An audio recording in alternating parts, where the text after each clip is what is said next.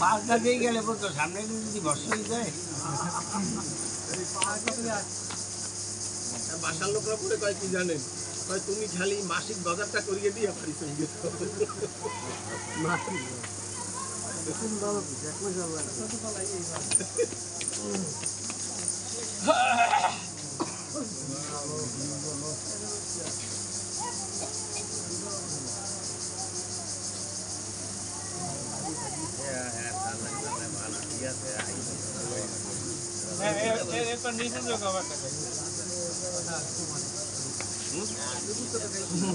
সব নষ্ট বানাইবেন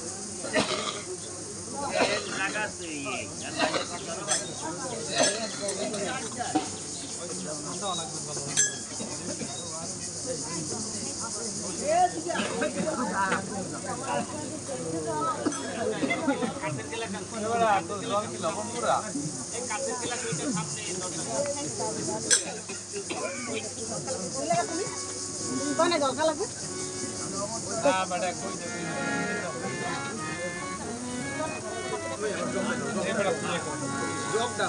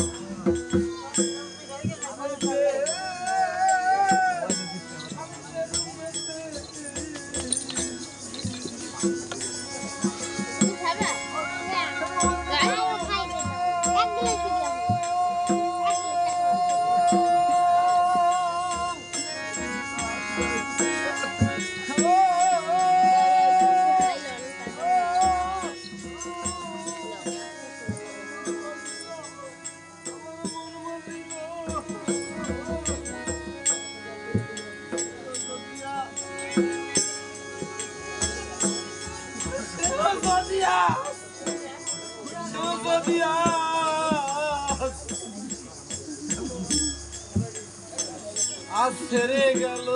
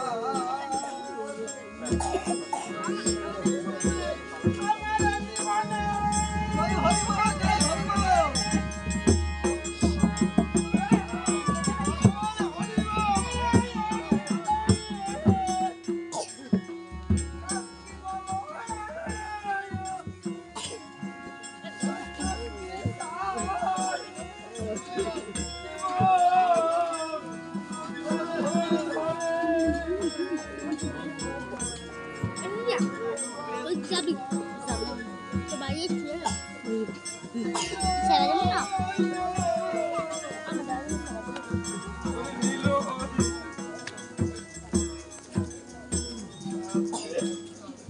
Kapan besok?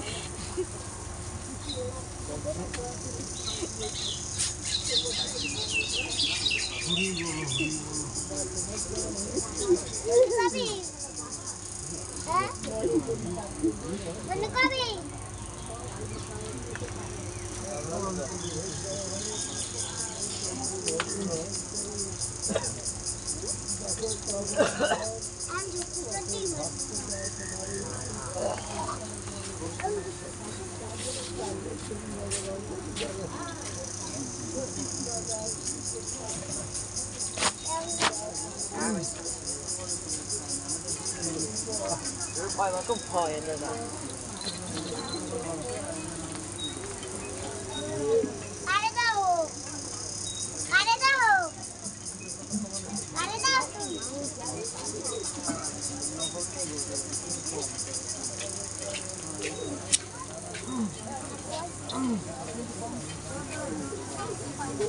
আরে একবার শুনি মা কোন মারুন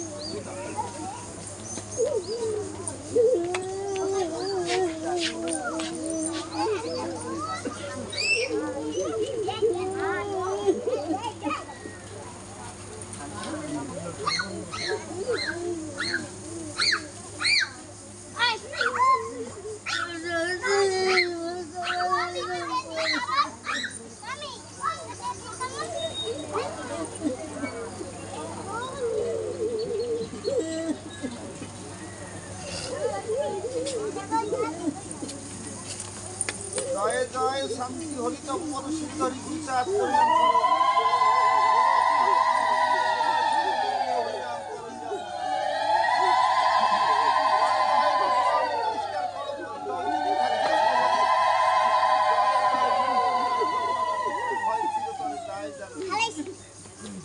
রাত্রে বিশ্বদাত করো বলে আত্মপাত করিয়ে চরণে যত হরিভক্তগণ মহাগুরু পরিচয় দেখতে দাও রাত্রে নাই জীবনে আর মরণে যেন তোমার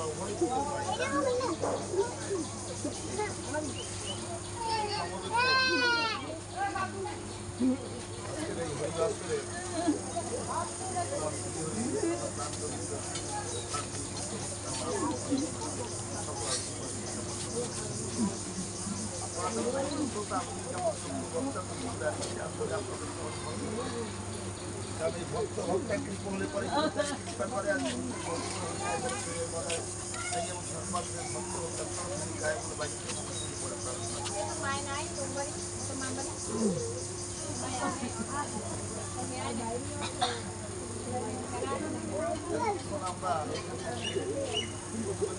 পাঠ হয়েছে তারপরে পরপর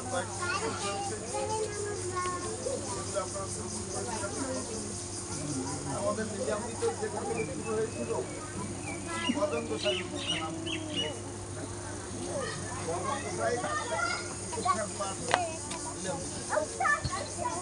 বদন্ত সাই হলো এমন একটি লোক যিনি সবসময় ছিল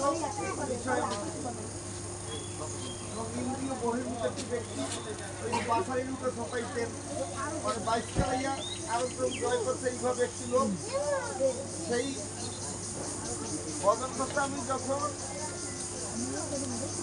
কঠিন ব্যাধিতে আক্রান্ত হলো পেটের ব্যথা এই পেটের ব্যথায় যখন আর কোথাও ডাক্তার ভর্তি কবিরাজ নাকি যখন ভালো না হলো তখন কি করলেন এক প্রধান ওষা আনার পরে সে কন্টিনিউ যে তোমার পেটের যে ব্যথা, আমি ওই পেটের ব্যথার তোমার পেটের পর ষোলোটা ঘা বানাই দিব, ওই ঘায়ের ব্যথার দ্বারা রস করলেই তোমার ব্যথা ভালো হয়ে যাবে। এই জন্য গাছটার রস দ্বারা ষোলোটা ফোঁটা বানাই চলে যাবে। এখন 16 ফোঁটায় প্রত্যেকটা ফোঁটায় ফোঁটা পরে ঘা 16টা হয়েছে, পেটের ব্যথার থেকে ওই ব্যথা আরো দ্বিগুণ পরিমাণ বাড়ছে। এখন প্রাণ প্রায় অস্তাগত। তখন বদনের আত্মীয় স্বজন দ্বারা বদন হলো আবার আমাদের গোলক পাগলের পুরা সম্পর্ক।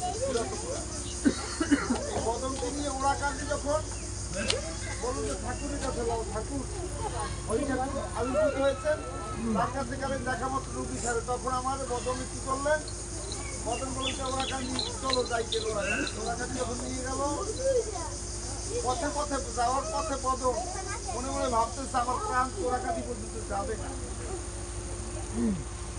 তাই ওরাকাটি যদি যেতে না পারি, যার বাড়ি যাচ্ছি সেই গৃহীকে একটু প্রাণ খুলে দেখে নেই। এই জন্য ঠাকুরের কাছে তখন আত্মনিবেদন করে বললো, ঠাকুর আমার তো সবাই দেয়, তোমার সঙ্গে তো দেখা হবে না, যদি আর কিছুটা আমি সময় পেতাম, মানুষ আর মিঠেই আমি নিতাম, তুমি একটু সময় দাও। আমি এই সময়টুকু এতটুকু সময় দাও তো আমি মনের ইচ্ছা দিয়ে মনের স্বাদ মিটিয়ে এই মধুর হরিনামটু নিয়ে যেতে পারি। সেই বদন যখন ওরা কাটি গেল, আমার ঠাকুর বলল কি, মরা নিয়ে এসেছিস সে তো ভাব দেবে না, তোরা বাড়ি যা, বাড়ি গিয়ে বদনের এই যখন বদনের সাথে যারা গিয়েছিল ওরা বাড়ি পাঠিয়ে দিলেন। বদন ঠাকুরের কৃপা করে ভালো হয়েছিলেন। ভালো হয়ে এখন বদনের মন কি হরিনাম ছাড়া কিছু বলে না। সে খেতে শুতে এমনকি মলমূত্রটাকেও হরিনাম করে। ওই যদি জল খেতে বলে হরি জল দেও, জল খায়। যদি ভাত খেতে বলে ভাত খেতে হরি বল দেও খায়। মানে হরি ছাড়া কোনো জায়গা নাই।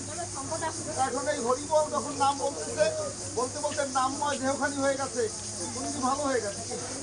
এবার ঠাকুর চিন্তা করলে যে তোর একটু সরাই থেকে আবার বিষয়ের মধ্যে ঢুকাতে পারেনি। দেখেন একবার যদি কেউ মুক্ত হয়ে যায় বদ্ধজি, ভগবান চায় বারে বারে ওরে একটু বারে বারে পরীক্ষা করতে চায় যে আসলে কি মুক্ত হয়েছে না সংসার আবার যাবে। এই জন্য ঠাকুর করলেন তো দেখেন না, আরো একটা হিতল গাছ তো ওরা কাছে রূপ আছে, যদি কেউ জানি দেখবে ওই হিতল গাছটার কাছে নিয়ে গেল বদনকে, নিয়ে যখন তো হরিনাম করতেছে, অনর্গল অভিরাম হরিনাম করতেছে, ঠাকুর বসলো গাছটাকে কিছুক্ষণ পর দেখে একটা সাপ। এইবার আমার ঠাকুর বললেন কি বদন, ওই যে সাপটা যাচ্ছে ওই সাপটার রূপ লাল, যেহেতু লাল দেখা যায় রূপটা, ও কোনো ধনের অধিকারী হবে। তোর হরিনাম শুনে খুশি হয়েছে, তুই ওই সুরঙ্গ খোঁজ দেখে এই ধনের ঘর করে দিয়ে গেছে।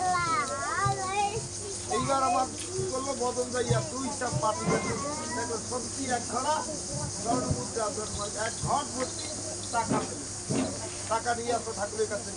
বলে বদন তোর নাম শুনে খুশি হয়েছে, বহুদিন তো উপার্জনা দিন করতে পারি, এই ধন নিয়ে বাড়ি যা, বাড়ি নিয়ে এবার ছেলে মেয়েদের নিয়ে একটা দিন কামাই জমাই করতে পারো না, এই ধন নিয়ে সংসারে কিছুটা অভাব দূর হবে।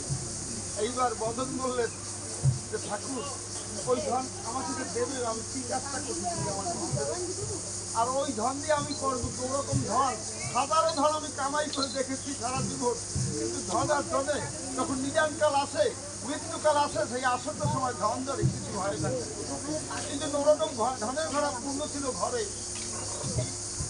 সেই ঘরায় কোনো কাজ করে নাই। নিজানকালে যেহেতু তুমি কর্তা, তা তোমার যদি চরণে একদিন প্রেম টান থাকে, তার একটাই যদি আমাকে দাও, তাহলে বিরোধার পরে যাবে সেটা ধরবে না, সেই একটি প্রেম ধন আমাকে দিয়ে দাও ঠাকুর।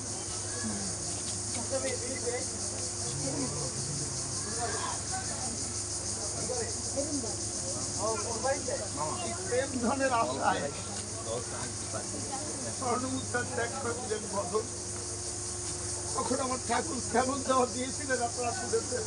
আমার ঠাকুর তখন দেখলেন যে ও আমাকে আর থাকছে না, তখন আমার ঠাকুর বললেন যে বদন তুই রে আমার হোল ধন মান প্রাণ, তুই আমার ধন, তুই আমার প্রাণ, তোর আর আমার কোনো ভিন্ন নেই, তোর ইচ্ছাটা আমার ইচ্ছাও চাই, আজ থেকে তোর আর আমাদের কোনো প্রভেদ চাই।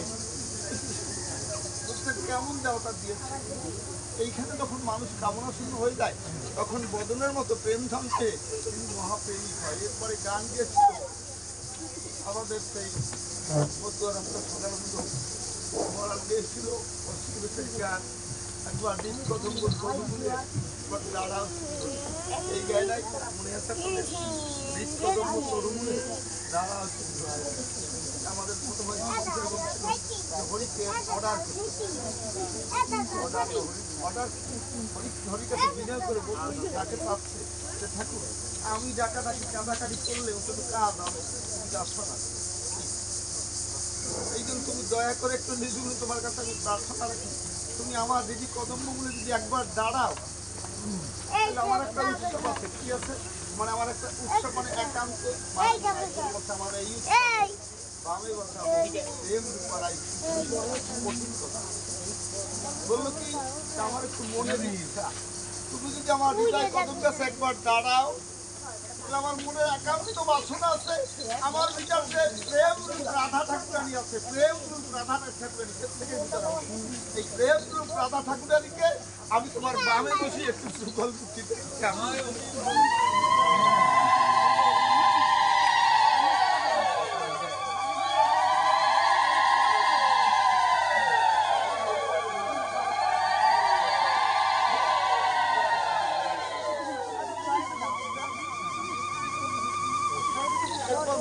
যদি যুগল হয়ে যায় প্রেমরূপা রাই যখন তোমার বামে বসলো তুমি আমার দিদি কদম গাছে এবার কিন্তু যুগল হয়ে গিয়েছে বলছে এবার আমি কি করবো তোমার কিছু যত্ন করা লাগে না বাতাস বাতাস দেওয়া লাগে না সেই গরমে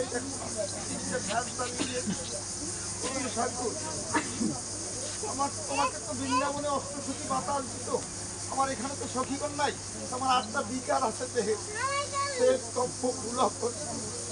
এই জন্য বলছে ওরা প্রায় অষ্টসখী সম 8 সখী বৃন্দাবনে যেমন তোমাকে ওই বংশী বটার ছায়ায় বসিয়ে বাতাস দিত তেমনি আমার এই যে 8টা বিকার আছে কম্প পুলক অশ্রু বিভৎস কণ্ঠুলন এই বিকারগুলো অষ্টসখী হয়ে তোমার গায়ে একটু ভাব রূপছে আমার দ্বারা একটু বাতাস করবে ঠাকুর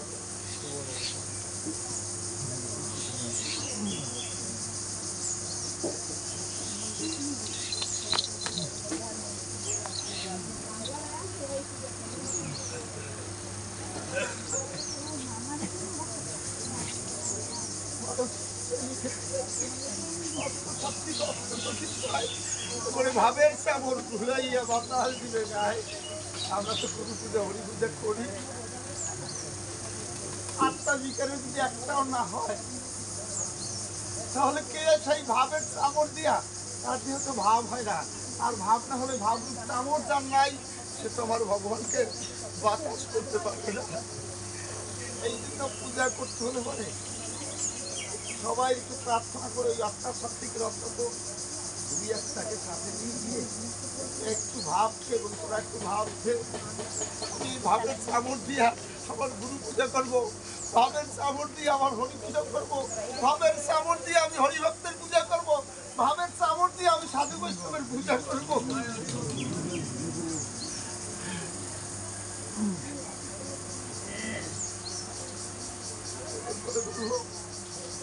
আবার কি করবে 2-1জন কি করবে আর্চনা কেউ বিনা সুতো মালা গেছে সাজাবে যতন করি আমার চরুগুলো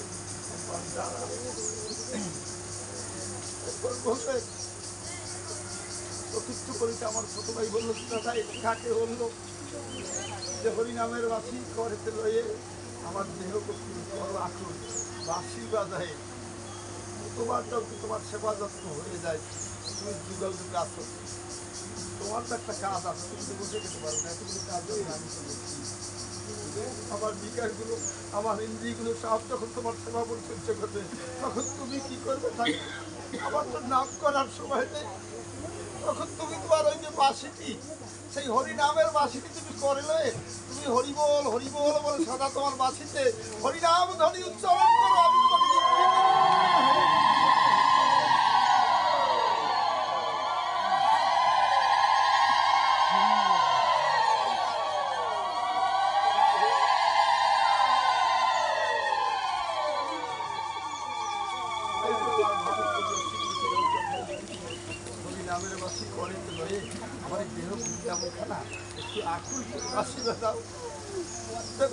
পুত্র কোনো ধরিতে না কর্ণকুহরে প্রবেশ না করে পরে নাম বংশী এরপরে যে গানটি এসেছে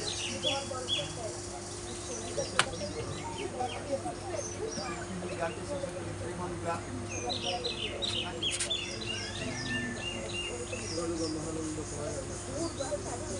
যুগল মিলন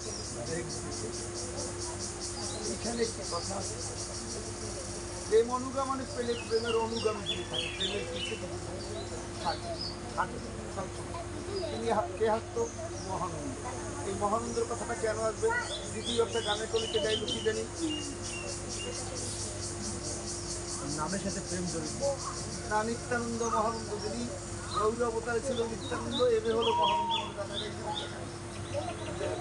আমাদের এটা দাদা চিত্র দাদা এবে হলো পূর্ণকুম্ভ নিত্যানন্দ এবে হলো মহানন্দ আনন্দ বিনা তাই না এখন এই যে পূর্ণকুম্ভ নিত্যানন্দ এই মহানন্দ তিনি সবসময় প্রেমের অনুগামী থাকতেন এই শুধু এই অবতার অবতার দিয়ে প্রতি অবতারে প্রেমের অনুগামী কৃষ্ণ অবতারে ছিলেন বলরাম গৌর অবতারে ছিলেন নিত্যানন্দ এবার হয়েছে অর্থাৎ মহানন্দ যেখানে না থাকে সেখানে প্রেম থাকে যেখানে নিত্যানন্দ না থাকে সেখানে প্রেম থাকে এই জন্য যে বলছে তোমার ভাই নিতে একটু লয়ে আসো গৌরচন্ডী গাই এই নিত্যানন্দ এবং মহানন্দ এক মহানন্দ কেমন প্রেমিক ছিল আমার নিতাই প্রেমের কথা আপনারা জানেন যে প্রেম দিতে গিয়ে জাগা মাথাকে যখন উদ্ধার করলো তখন নিত্যানন্দ আমার গৌর সুন্দর মাথা যখন কপালে কাঁধা হয়েছিল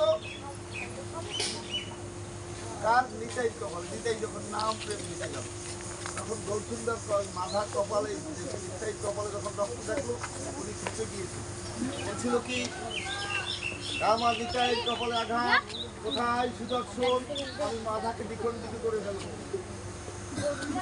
এইটা রাগ খুব রাগান নিতাই কপালে আঘাত কারণ ভগবান সবাইকে সহ্য করতে পারে ভক্তের যদি আঘাত হয় সেই আঘাত সহ্য করতে পারে তা নিজের কপাল থেকে যখন জর্জর করে রক্ত পাইছে ওরা কিন্তু কারণ যে ভগবান এবারে কইছে যে অস্ত্র সাঙ্গভঙ্গ করে এসেছে ওটা আর মরে যে ভক্তের রাজ্যে আঘাত এই জন্য পাগল হয়ে সুদর্শনকে স্মরণ করলো এবার আমার নিত্যানন্দ পা জড়িয়ে ধরে বললেন কিন্তু তুমি তো বলেছিলে চারিত্র 65 বস্তু কুশতন এই যুগে 65 সব তামস্য দলন তুমি নাম প্রেম দ্বারা তুমি এবার 65 উদ্ধার করবে এই যে যদি মাধবের মতো 65 কে তুমি যদি প্রেম দান না করো তাহলে তোমার এই যে প্রেম দান আমরা প্রেম রক্ষে কেউ কিনবে না তোমার নাম বিফলে যাবে নামে কলঙ্ক হবে তাই মাধব যদি কোনো অপরাধ হয় সেটা তুমি ক্ষমা করে দিয়ে তার অপরাধের শাস্তি আমাকে দাও তো মাকে দিও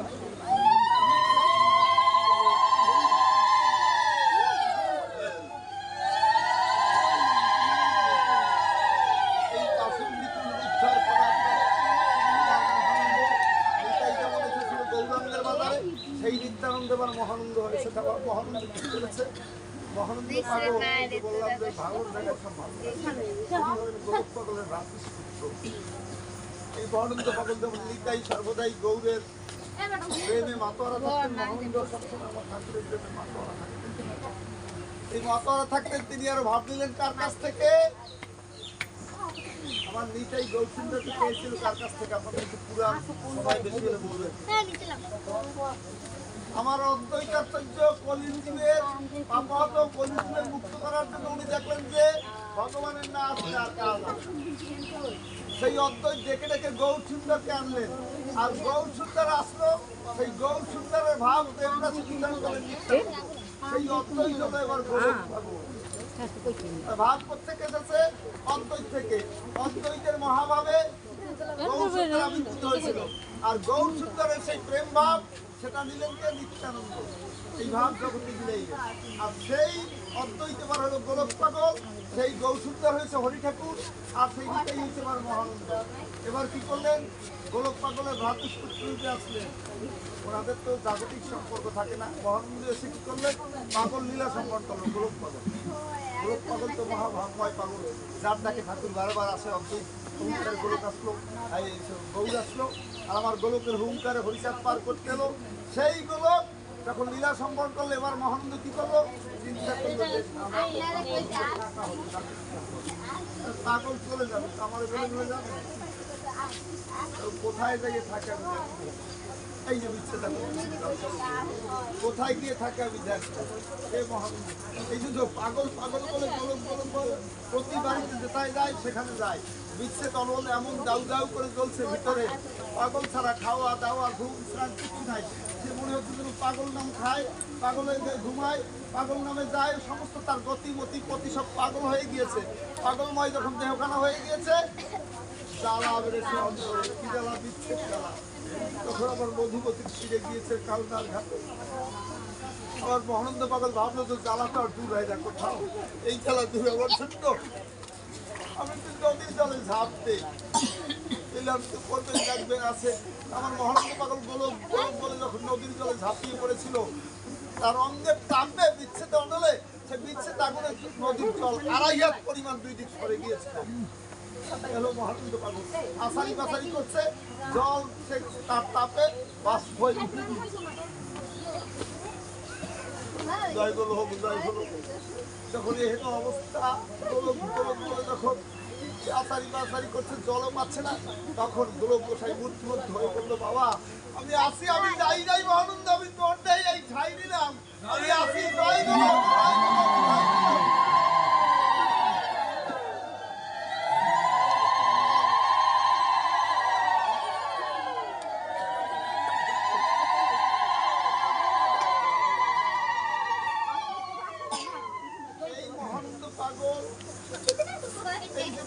মহাশক্তিতে ঘরে ঘরে নাম বিতরণ শুরু করবে, যেখানে যেতেন সেখানে আলো করবে। এই জন্য ওই যে গোলক পাগল, এই মহানন্দ পাগল তারকের বাড়িতে গেল জয়পুর, দলবল নিয়ে করতে গিয়েছিল। পথে ঘাটে আপনারা পড়ে থাকবেন, দেখবেন সেখানে গরু বাছুর পাখালি যা ছিল, সেই দর্শকের বিল খালের মধ্যে সবাই কিন্তু হরিনাম করতেছিল। ওনার হরিনাম দেখেছিল, হরিনাম করে, হরিনাম করে, রাখালের হরিনাম করে, মিন পর্যন্ত সেদিনকার হরিনাম করেছিল। এই করতে করতে জয়পুর গেল, কুন্দশীর মহাত্মা মারা মহাত্মা থেকে যখন নিয়ে সেখান থেকে ঘুরতে ঘুরতে জয়পুর গেল তারকের বাড়ি। এবার কুন্দশীর পালেরা গিয়ে বলল, মহানন্দ পাগল যদি পাগল, তোমার সঙ্গে থাকে মহোৎসব, তুমি না গেলে হয় মহোৎসব নিরোৎসব। বাড়িতে যাও, সেইখানে মহানন্দ হয়, সেইখানে মহাপ্রেম হয়। তুমি গেলে মহোৎসব সেখানে থাকে, আর তুমি না থাকে মহত্ব একজন সেখানে থাকে। কুন্দশীর মহোৎসব নিরুৎসব প্রায়, তোমার সঙ্গে তো সব মহোৎসব রয়। এই যে আমার পাগলকে বলেছিল, সেই পাগলকে হরিবর সরকার একটা কথা বলে, আমি বসে করবো, অনেক কথা বলেছি। এই পাগলের প্রেমটা বুঝতে হবে যে মহানন্দ নিত্যানন্দ কেন নিতাই যেমন উদ্ধার করবো, তাকে মাথাকে জগায়। এবার আমার সেই মহানন্দ হয়ে আসতো। এই মহানন্দ হরিবর সরকার হলে এক শিষ্য, কার? মহানন্দ পাগল। তারকের শিক্ষাগুরু তারক মহানন্দ তাকে 3 মাস দান করেছিল। এই হরিবর সরকার ছিল লেখাপড়া মানুষ, তখন এইভাবে অতটা মজা নাই, আসে নাই।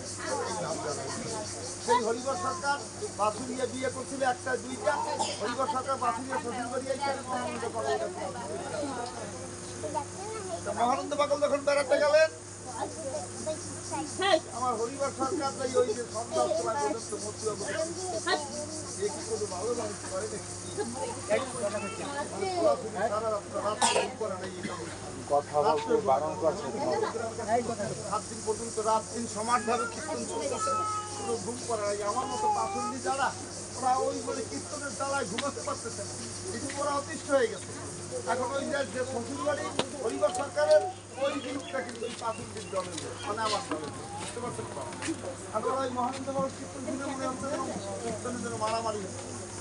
কারণ মতুয়াদের কীর্তন হলো নাম সংকীর্তন, শিলাবর্ষণ, মন্ত্রবিদ সংস্থানী হরিপ্রলয়, হরিপ্রেম সাগরে বান ডেকেছে ঘটেছে মহাপ্রলয়। এই মহাপ্রলয় কীর্তন হচ্ছে। উনি ওই স্বর শব্দ শুরু করলেন, কিসের শব্দ হচ্ছে? আরে ভাই আর কি খালি ভাই কি ওই যে মতুয়া মহানন্দ বাবু হয়েছে, তারা মতুয়ারা সারাদিন করবে, বেগমতারা মানুষ আর ঘুমাতেই পারে না। ওই নারী ঝরিয়ে পড়ে পুরুষের গায়ে, পুরুষ ঝরিয়ে পড়ে নারীদের পায়, এইসব ঢলাঢলি করে, আর ওরা গড়াগড়ি নামটম করে। ভোগের যন্ত্রণে আমরা অতিষ্ঠ হয়ে আছি, শান্তি কিন্তু ঘরে দরজা দিয়ে থাকি।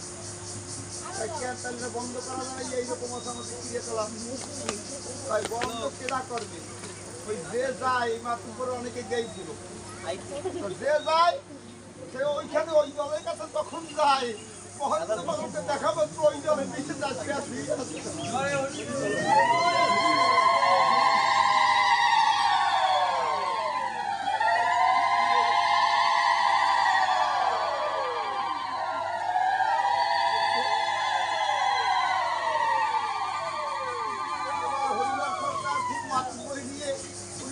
আমি বন্ধ করে দেবো, আমি যাবো দেখি কিভাবে ওই দলের নিচে। হরিবর সরকার বলে তো ঠিক আছে, তুমি দেখবানে মাত্র করে কেমন পারো। সন্ধ্যা হয়ে গেল, কীর্তনে আজকে মেতে গিয়েছে মতুয়ারা, উনি হরিবর সরকার ওনাকেও নিয়ে গিয়েছে সন্ধ্যার সময়। যখন গেল সেই বাড়িতে কীর্তন চলছে, মহানন্দ পাগল কথা ছিল। এইবার হরিবরকে কেনবার চলে, মহানন্দ পাগল কীর্তনটা নিয়ে একটু দাঁড়িয়েছিল, মাত্র দাঁড়ালো। এমন ভাবে দাঁড়িয়েছেন, মহানন্দ পাগল তো সবসময় ভাবে বিভোর থাকতেন। ওনার মনে হলো যেন মানে বসন্ত সব নাই, উলঙ্গ অবস্থা। তাতে উনি কি নারী না পুরুষ? হরিবর সরকার যেটা লিখেছে যে আমার বোধগম্য হলো না যে নারী না পুরুষ। উনি দাঁড়ানোর সঙ্গে সঙ্গে ঝঞ্ঝাবত রম্বা মনে, অর্থাৎ কলা বাগানে ঝড় বইলে যেমন সমস্ত কলা গাছ ভেঙে চুলে চুরমার হয়ে যায়, মহানন্দ পাগল দাঁড়ানোর সঙ্গে সঙ্গে সমস্ত মানব কুল যারা যখন ওখানে ছিল তারা সবাই ভেঙে জয় হরিবল হরিবল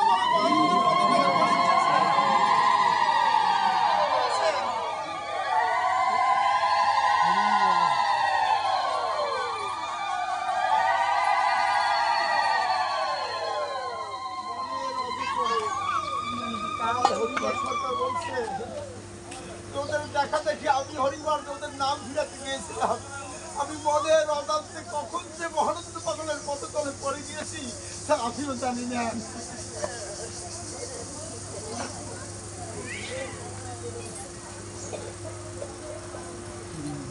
হরিবরকে মহানন্দ খালি দাঁড়িয়ে উদ্ধার করল।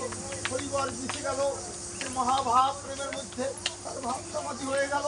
মহানন্দ পাগলের সঙ্গে মিলন হলো। 7 দিন মহানন্দ পাগলের সাথে সাথে ঘটে। মহানন্দ পাগল বলে হরিবর বাড়ি যাবে না, বাড়ি ঘর দিয়ে আর কি করবো, আমার মন প্রাণ সমস্ত কিছু হরণ করে দিয়েছো।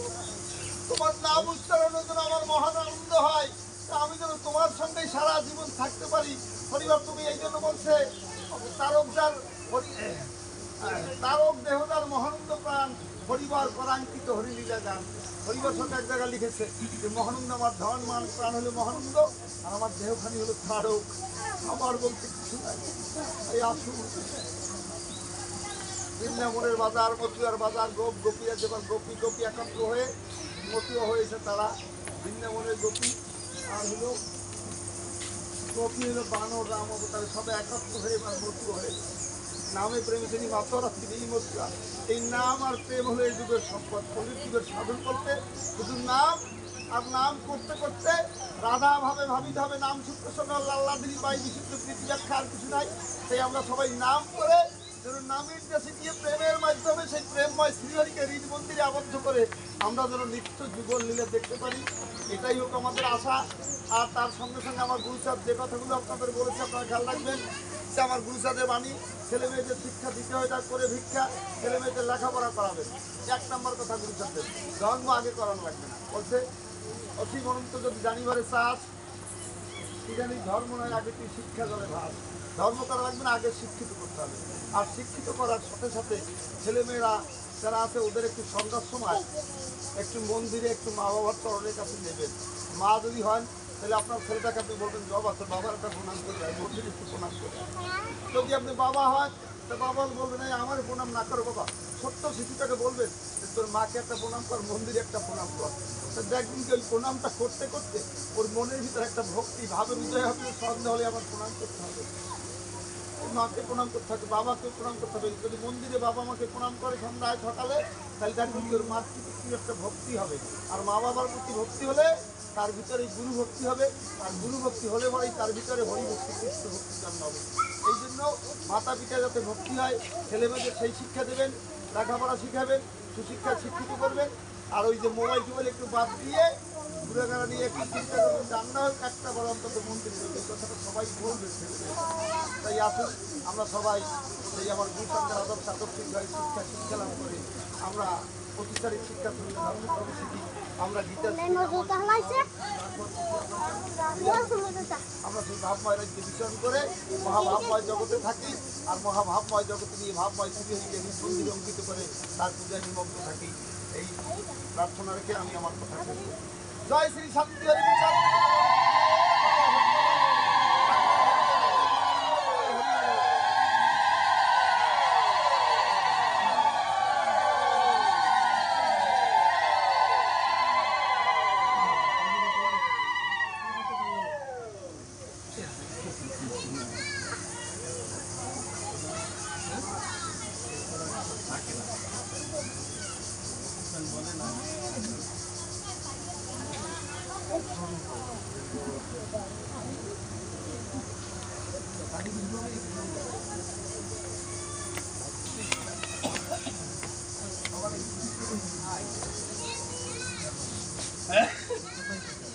এমন মতো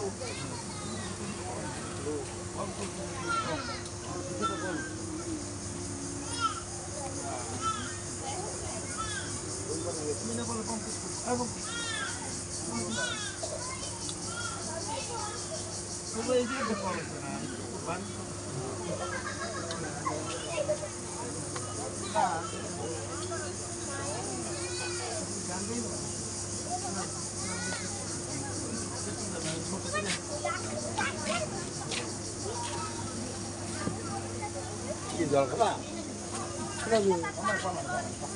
জয় হরিচাঁদ, জয় হরিচাঁদ। আমি আসলে কোনো কথা বলবো না, আমি শুধু এই আবেদন জানাবো যেন ওই পাগলের বাড়ি অনুষ্ঠান আর কোনোদিন বন্ধ না হয়। আমরা যদি কেউ বেঁচে না থাকি ঠাকুরের ভক্তরা সেজন্য আমি যদি মহোৎসব করে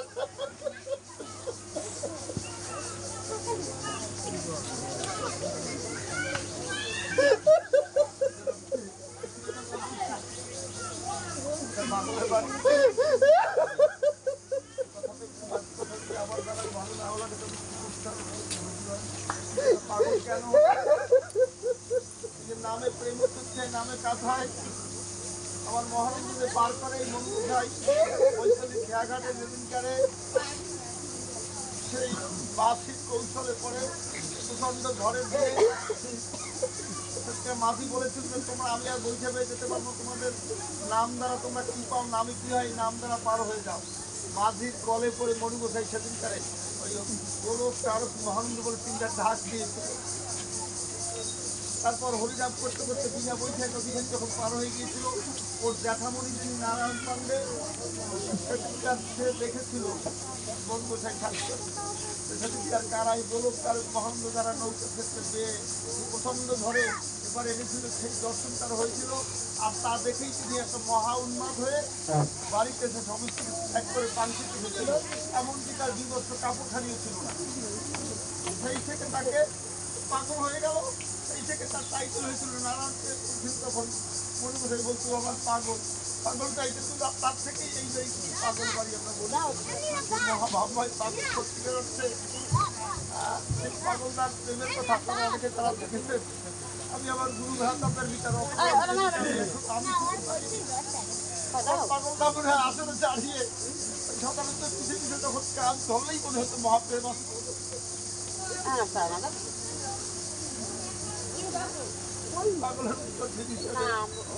মেয়েরা আছে, তার এই ভ্রাতৃপুত্র আছে, ভাই পড়বে ভাইটিরা আছে, ওরাই এখন এই বাড়ির মালিক। এই পাগলবাড়ি হিসাবে আপনাদের কাছে অভিযোগ করেছে। পাগলবাড়ি মহোৎসবটি বহুদিন অবধি বন্ধ ছিল, এই মহোৎসবটি বন্ধ না হয় আপনারা তাই তো ঠাকুরের কাছে সবাই প্রার্থনা করবেন এই পাগলবাড়ির মহোৎসব যেন নিরুৎসব হয় না।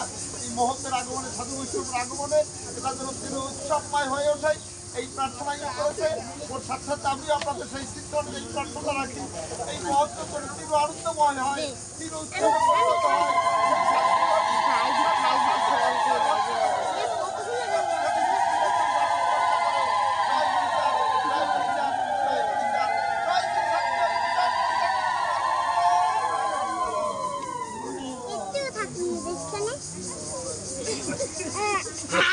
যে